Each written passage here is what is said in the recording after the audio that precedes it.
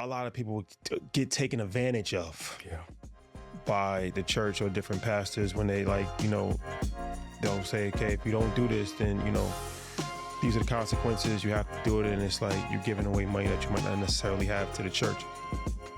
Where are they going to go if they don't go in the white people's system? That's the reason why we give up and just go back to them, because we don't have nowhere to go. Yo, what it do? Welcome back to another episode of BUA. I'm your host, Heru Adamu. This week we break down power, politics, media, and the systems shaping Black America. First, we get into the Kevin Hart roast situation. Dr. Umar came out saying some of the jokes weren't exactly comedy. They were anti-Black, disrespect disguised as entertainment. And honestly, there's a deeper conversation here. Because one thing we got to understand, Art, when they make these jokes about these comedians, they're not just attacking them. They're attacking all of us because they're digging up these old racialized jokes from the slave plantation and they're trying to make them popular again. I know exactly what this is, Art.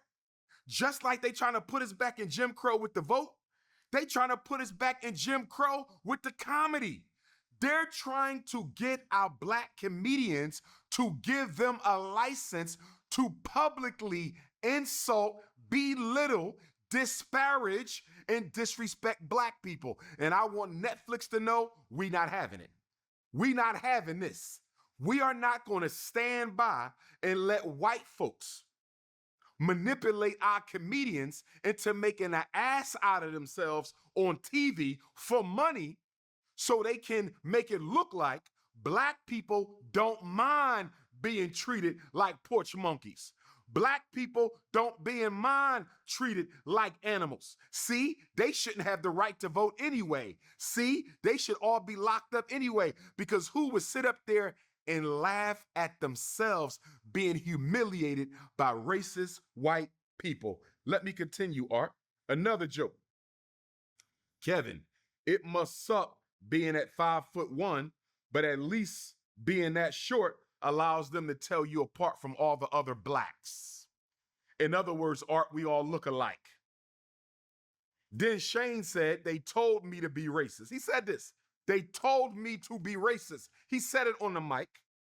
And listen to this joke from Shane Neanderthal Gillis. He said, Kevin's ancestors came to America on a slave ship and a bottle.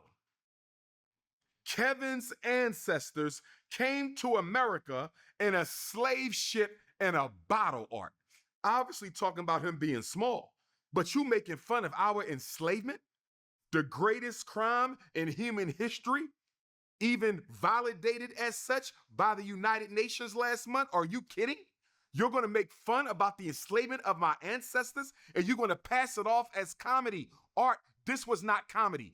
This was a public execution of the honor, self-respect, and integrity of Black America, and we not going for it. So Hollywood has always made millions off of humiliating Black men.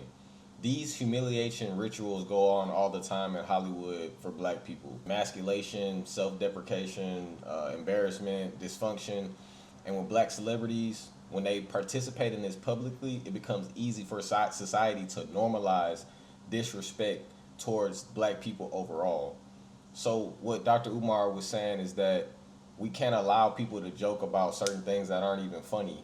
I mean, just last week we talked about Jake Paul having a problem with Drewski doing the white face and the Erica Kirk thing. Of course it's funny because Black people don't have access to systems that put white people behind. So they can't do blackface and it be funny. White people are like, how come it's not funny when we do the blackface? And because y'all actually enslaved the people and they continue to deal with the problems to this day. Y'all enslaved and made an entire people dysfunctional, and then y'all continue to benefit from it. That's why it's not funny, is that you're still benefiting. You never made it right with reparations. You're still benefiting. And it was just the most cruel thing known in humanity. So Kevin Hart, he didn't create the system, but Hollywood, they understand that people are more likely to accept disrespect when it comes from somebody that looks like them. So it almost goes as far as to say that you cannot go to the NBA You can't go to the NFL. You can't, be a part of Hollywood unless you're willing to disrespect black people. That's why they got Colin Kaepernick out of the NFL. And that's why certain people that say that, LeBron James is a part of secret societies and things like that, and he's had to sacrifice things. Of course he has, because, he can't do anything for black people because he's in contract with people that are really like his enemy. They want to oppress his people. So he can't go outside of those boxes. And it gets deep. They say these people are a part of like cults, and he has like the BUA tatted on his chest and all these different things that they say LeBron is a part of. You have to say that he may be a part of it and he may not even know. Just like Kevin Hart. I don't think they one day go in a room and drink the blood and do all of this, but by not speaking out, they basically don't contest the people that are putting them in position. So knowing that these people are 100% creating a comedy show to put black people down, Kevin Hart can't go against them because he's in contract with them. He's made his whole career off of being a puppet for white people. Now, don't get me wrong. Everything can be joked about, but you also got to ask, when does the repeated imagery become conditioning? So that's where the slippery slope starts. It isn't just about Kevin Hart. It's an issue about the entertainment system and the profits that black embarrassment gives to other cultures who have never done anything for us. Now, next in the conversation is most important. David Banner and Cam Newton, they talked about systems, ownership, and why talent itself is not enough without infrastructure. My life, we are so talented that we spend more time doing the talent than creating systems. I'll give you a great example. The reason why the NBA always plays with the game, because white boys really can't be active in playing the actual game no more. They just don't physically have the talent. So they play with our lives. They play with us. They put rules and set rules and say, okay, let's try a new ball. Let's see if we can get the 4-point shot. That's how they play with us. They play with our lives on a whole nother level, right? That's what we have to start doing, is setting up systems. People know my criticism on most conventional religions, but I realize that if I convince someone that they need to change the way that they think, there's not a system for them to land into. Where are they gonna go if they don't go in the white people's system? That's the reason why we give up and just go back to them, because we don't have nowhere to go. Bro, imagine this, as smart as you are and how intellectual you are, the kind of money that you have, and I'm not criticizing this, I'm just saying I noticed it myself. We spend so much time in the talent. Imagine you being in a place and just implementing shit. All you gotta do is watch the system, pay for it, sign your name, and keep it moving. Look at Oprah Winfrey. For a very long time, Oprah had to be on every fucking cover of her magazine or it wouldn't sell. Had to be in every movie that came out of her company. You know what I'm saying? That's not freedom. And I started realizing that, like, damn, I got a system of producers that I use. This last album that I worked on, bro, my producers got more tracks than I did, and I was happy about that, bro. So that's what I want to do. I want to be in a position, bro, like I'm serious, I see something in you that you don't see. Bro, you in a superhero movie, dog, it's over. Your motherfucking ass take off and run. They have to build some new cameras, dog. Like, what the fuck? This motherfucker flash for real. More pixels. I see it, dog. But we got to set up the systems. Setting up the systems. Like, people have a problem with, like, the baby boomer class and Generation X because, like, they took all of the best financial situation with the best interest rates, the ability to get housing, the ability to take care of a family with a low income. That's kind of how it is with black people. Like, our ancestors kind of set us up for failure. Now, they've been bombed. Every time we build something, we have it bombed and taken away, and we have systems put into place to hold us back. But we have to create better systems. Black people, we dominate sports, music, entertainment, and culture. But who owns the labels, the networks, the distributions, the stadiums, the technology? That's like the systems that David Banner is talking about. And there's people like Cam Newton who are in position that have millions of dollars to invest in systems, but it's easier. And that's the thing. It comes down to really what's easier and self-hate. people have self-hate. That's why in the black community, we participate in so much individualism. We build like sole proprietorships where one person is making money. We don't even think about building a business or corporation to hire a lot of people that work for us so we can provide jobs for our communities. We think about me. It's individualism because of the self-hate and then the reliance on another culture that we've gotten used to because we've been rewarded, like these celebrities like Kevin Hart or whoever, to be in a position over the rest of your people, which creates that crabs in a bucket mentality. So we need a system that continues to generate money, like real estate, business, licensing, equity, infrastructure, so that people have somewhere to go. These kids graduate from high school, college, they can't get a job. Right now, everybody knows somebody that lost their job recently because there are no jobs. Jobs are just going to keep dissipating over the next 5 to 10 years. But it was already hard enough for black people. We didn't have any jobs, so the first people they're going to fire are black people because we don't own any of the organizations. We don't own any of these companies, so we can't make decisions. We can't put our people in position. You got the baby boomer, Generation X, they're still holding on to the jobs, the government jobs, being in the military, basically working for their enemy, working for banks, and they never took that money, they never invested it, they never tried to start anything. Of course, you got Black Wall Street and Redwood and so many different black, prosperous, financial, prosperous times that black people had that were destroyed by white people. So people just giving up. They're like, why would I even try if I'm going to be destroyed? Why would I become a black leader if I'm going to get killed like Malcolm X, like Martin Luther King, like Nat Turner, like Fred Hampton, like every black leader that's ever been a black leader. Matter of fact, you can't even be called a black leader if you didn't get assassinated. You can't be called a black leader if you've never been to prison. Think about that. Nelson Mandela. You cannot be a black leader without going to prison or getting killed. So that's why people don't want to be a black leader. They're like, I either got to go to jail or I got to get killed. So that's where the fear factor comes into it. So talent, it can make you famous, but systems create dynasties. And we got to keep trying again. You can't give up. You can't just go play for the other team. Like, that's where that feminine beta energy is. Like, I'm just going to join them. Like, you go to the court and go hoop. You lose a couple games and your boy wants to hoop on the other team. It's like, what's wrong with you? That's why people were so mad at LeBron James for going to Miami. Like, you start with the team that you started with. That's masculine. Feminine is joining the other team to try to win because they're beating your ass. So let's talk about something controversial. The business of the black church. Because Earn Your Leisure, they recently had a conversation around the church, business, money, and financial structure. The ties aspect. Because that's something that's a very hot conversation on social media. People think that a lot of people get taken advantage of by the church or different pastors when they they'll say, okay, if you don't do this, then, these are the consequences. You have to do it. And it's like you're giving away money that you might not necessarily have to the church.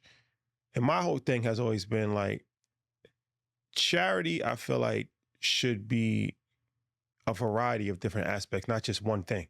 So it's like, yes, you should give to, the building to help that because there are administrative costs, stuff like that. But if that's the only form of charity that you're giving, or is that really charity? Because who is it really helping? Like, are you really giving money to the poor, to the sick, to the needy, to the orphans?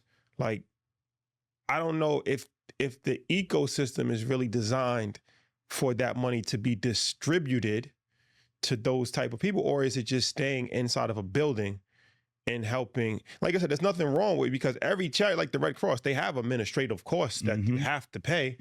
But if 100% of the money in the Red Cross is going to administrative, then what is the purpose of having the Red Cross? Yeah. That's how I look at it. What's your thoughts on that? Every church is different. Every pastor is different. I think there are two issues going on when you talk about the church and money. I'll talk about the bad one first. The first one would be manipulation, okay? There are different caricatures out there of pastors, especially black pastors, that I think are very unfair, but a lot of it strikes a nerve because a lot of it is true. The way we talk about money, how we're able or how we aren't able to really talk about it in a way that is positive. I mean, it's almost like manipulating or scaring people into giving. That's the bad part. Like the one, he said, lock the doors. Yeah. Get that tricky ball tonight. Yeah, that's right. Tonight.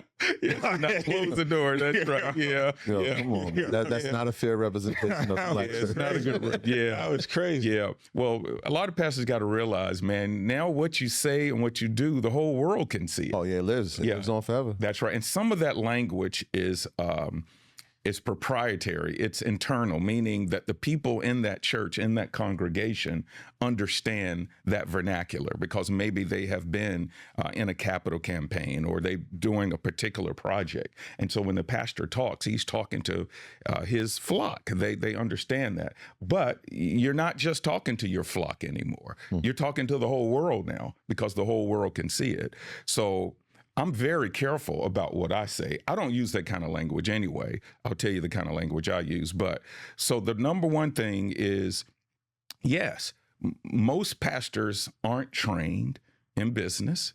They don't teach them about money in seminary or through their denominations. Therefore, they don't know how to talk about it Or how to manage a business. or how to manage a business. It's the idea of, and I'm just saying this because like growing up in church, you know, you go in there, it's the building fund. Yeah. It's the thermometer that never moves every year, even though you're giving every Sunday. Yeah.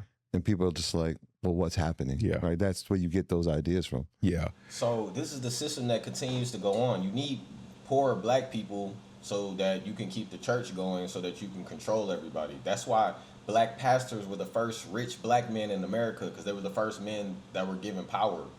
A lot of people really don't know. I mean, unless you really get a job at the church, that's what I advise all Christians to do, is get a job at the church and watch you be making more money than you were at your regular job. A lot of people don't know that. There's people on payroll, especially at these black mega churches, that's on payroll making $50 an hour, $60 an hour.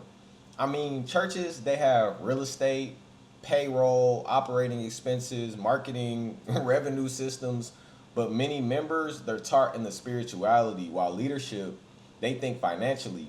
But like you said, most pastors are not trained in business. They're just very good like motivators and manipulators. So a lot of people, they understand like persuasion, and they're not taught to basically understand the business and the economic side, start a bank and provide job opportunities outside the church. They only provide job opportunities for people that's in their church and is taking from the community and basically giving it back to admin and everybody that's on the payroll, AKA the pastor's favorite list. Like if you, and then they have like a lot of volunteers. A lot of people volunteer at church, and that's just like free labor. So there's people getting paid $50, $60, $20, $25, $35, depending on your position within the church at these black mega churches.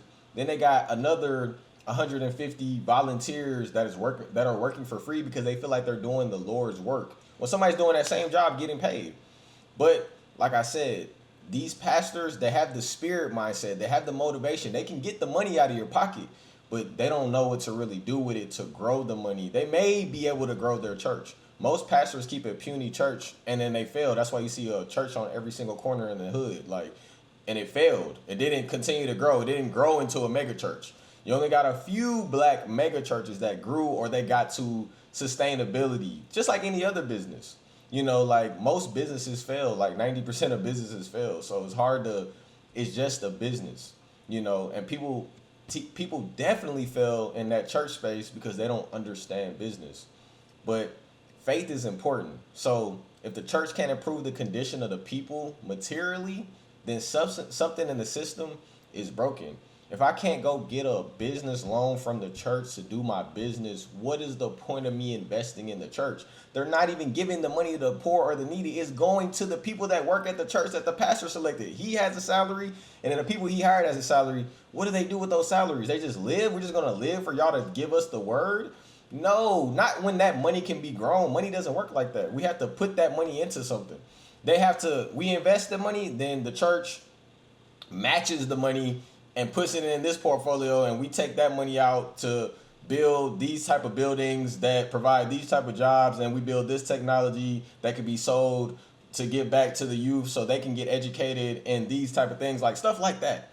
You can't even talk like, if you get a job at the church and you start talking like that, you're going to be fired. So let's end this with politics, because in Tennessee, Representative Justin Pearson has been speaking heavily about the attacks on black political power in the South. These maps are racist tools of white supremacy at the behest of the most powerful white supremacist in the United States of America, Donald J. Trump. Memphis is the most beautiful place on the planet. It's the place that raised me, my brothers, my parents, my grandmothers, and where my ancestors' bones rest. And what you are doing today is eviscerating the only black majority congressional district in our state because we are majority black. We are here because this Republican Party has to seek to steal elections and seats, because the president and the party have refused to address the pain, the suffering, and the struggling of everyday Tennesseans. This is about attacking, targeting, and cracking District 9 into pieces for more political and racial dominance and white supremacy in the state of Tennessee. And we need to realize that the Calais decision that you all are basing your decisions off of, that gutted the Voting Rights Act, that Voting Rights Act was paid in blood.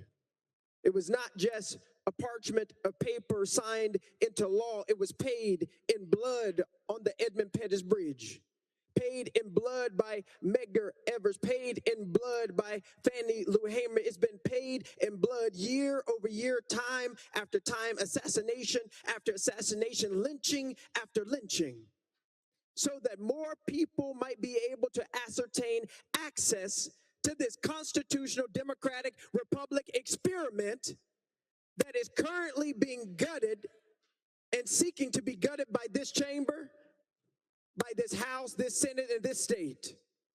What is happening here is immoral and wrong. Now, the big change with the Voting Rights Act is that it took away seats from the Democratic Party here in America. So one of the biggest political weapons today is redistricting. Politicians redraw maps strategically to weaken the black vote. This is called dilution. Many activists argue it's modern Jim Crow politics. So my take on that is that we should have our own black caucus to begin with, so they cannot redistrict us based upon some seats that were given to us to begin with. A lot of blacks say that we died and we did this and we freed ourselves and we had to die for rights and die for the right to vote. I don't particularly believe that. I believe white people have given black people the option to vote for their own political reason, to let us out of slavery for their own political reasons. Not to say black people didn't die and fight. What I'm saying is they didn't win the war. They didn't beat white people, so white people said, yeah, we have to give you this, or y'all are so hard to deal with that we have to give you this. It's more about their own political game. Just like in this situation, we can give y'all rights, we can take rights away. Y'all aren't really gonna do anything about it, really, because y'all don't have the monopoly on force. So I personally don't think that black people like freed themselves or anything like that. I thought there was a lot of fighting going on, but white people freed black people. That's why they're still under white people's regime and white supremacy. So when you have individuals like Justin Pearson, I mean, he's just fighting to be a part and sit at the seat with white people. Like, he wants to sit at the table with them and have equal rights to them and things of that nature, and basically eat at the same restaurants. And he's the type of politician that wants to be involved, and he wants to vote blue, and he always votes to the left because that's where the black people vote. Instead of creating our own black caucus and our own political parties that basically we go to the red and the blue side and come to them with our ideas like, hey, we need y'all to comply to these needs for the black community, or we're not voting, or we'll vote whoever in that complies to these things, or we won't, black people won't vote at all. Same thing with Netflix. If we need to boycott Netflix, Target, any of these companies, it should be a no-brainer. It should be easy to do that. But again, We want to sit at the table. We want to fight for rights at the table. So America has millions of formerly incarcerated people disproportionately from the black community. So many states make voting restoration difficult. And strict voter ID laws reduce polling access and district manipulation and create systems that reduce black political influence without openly saying race. Now, what does this mean? It doesn't really matter because we don't control the systems. You can vote all you want. Voting doesn't really change anything. It's not going to change one thing. You have to do for self. You have to have your own institutions. Like I said, if the church is going to be a black institution, which it's not because it's in bed with the state, it's a nonprofit 501(c), and they have to comply with the people that they get the money from, the grants and the ability to not pay taxes. You have to create your own organizations that don't need money from the government, that don't have the government involved. When people say the government, it's white people. They act like the government is not white people. They're like, it's the government. It's like, you're talking about white people. White people were in the room when they wrote the Constitution. No black people were in there. And specifically white men. It's not like women were involved either. We're talking about white men. So let them do their thing. And then we do our thing. It's really just that simple. When black communities organize politically at high levels, it changes everything. You don't have to worry about district maps and school boards and local elections and things because local elections do matter, but you can never have power where you don't have a monopoly on force, you don't have land, you don't have institutions, and you don't have the power of the people. You're basically asking your enemy to give you a seat to vote for something that they control no matter what. They have the power. You don't have the power. Power respects power. So you need a monopoly on something that can compete so you can come to the table and demand what you want. You can't ask for reparations. You have to demand reparations. So it's Heru Adamu. I'm going to see you guys